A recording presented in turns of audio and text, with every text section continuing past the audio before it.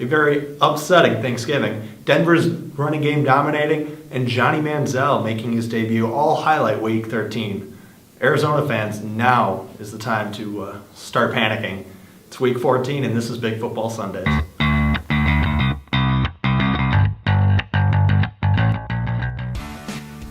If you didn't put up 200 points this week in fantasy, you suck. Hi, I'm Alex Ferry, 112 points. Week 13 was a rough week for me. I think I had only 2 of 9 of my picks, only hitting 1 of my locks too. Here's what I took away from it. First off, Cincinnati is in deep trouble. Andy Dalton is a mess, throwing 3 picks in the first quarter against Tampa Bay. Not only that, but their their defense just giving up tons in the rushing game. This coaching staff is a disaster. Defensive calls baffled me all day, allowing, more or less Tampa Bay to pretty much win this game. Not only that, but they decide, after getting some momentum, they decide to give Tampa Bay a free 3 points. After they had been dominating defensively, came out, or had back-to-back touchdowns, and then just decided to go for an onside kick, even though they'd been stopping them. I don't understand. Cincinnati is in trouble. I don't think they lose. I don't think they win another game here.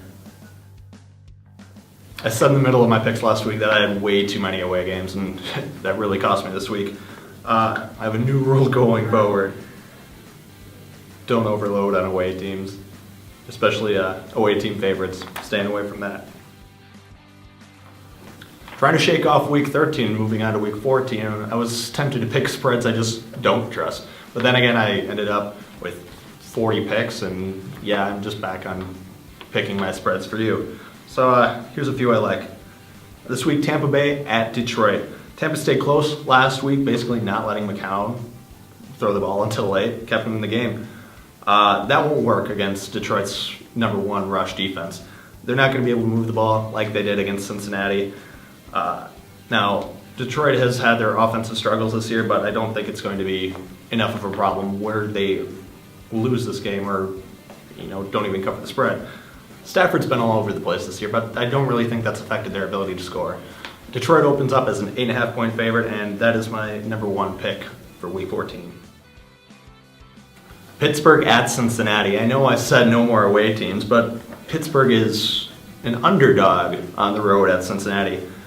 This game is virtually for the division here, as being the first of 2 games between these 2 rivals in the final 4 weeks.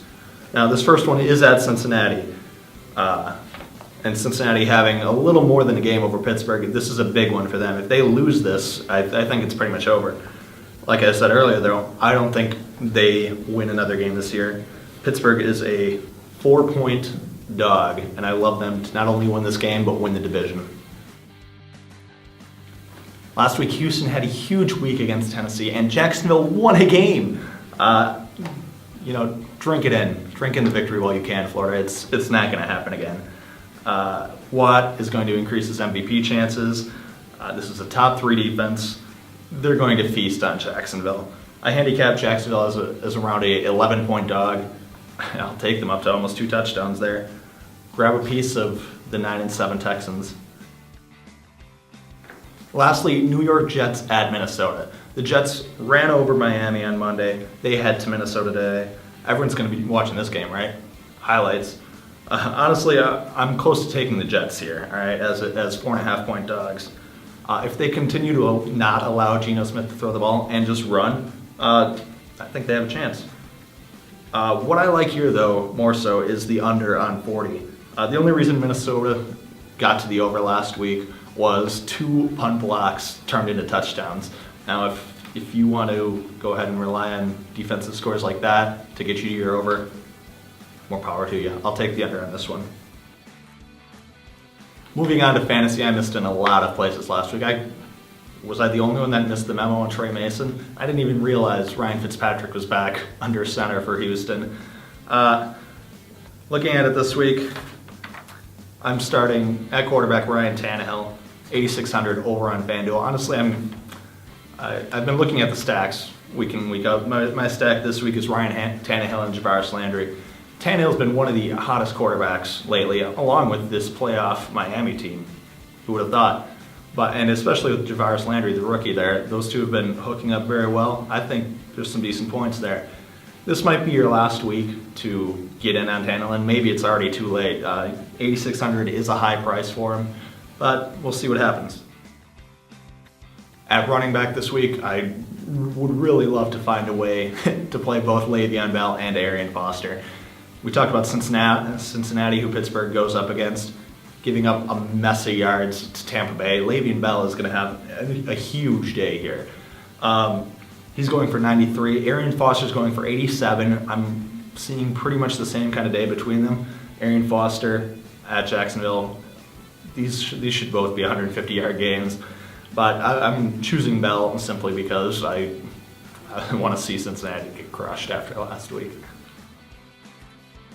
For the rest of my fantasy thoughts and the rest of my fantasy team for Week 14, go over to the Big Football Sundays blog over on imafairy.com. Take a look at that.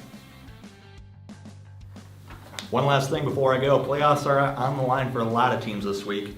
I'm seeing one team get embarrassed and just say goodbye to any chance of the playoffs.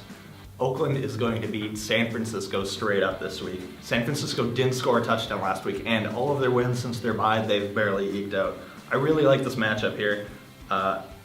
This is going to be a lot closer than it should, actually. I think in Oakland ends up crushing San Francisco 6-0. Till next week, be sure to keep up with me on Sunday game days over on Twitter at I'mAFairy. Next week, I'll be back with another episode of Big Football Sundays. I'm Alex Ferry.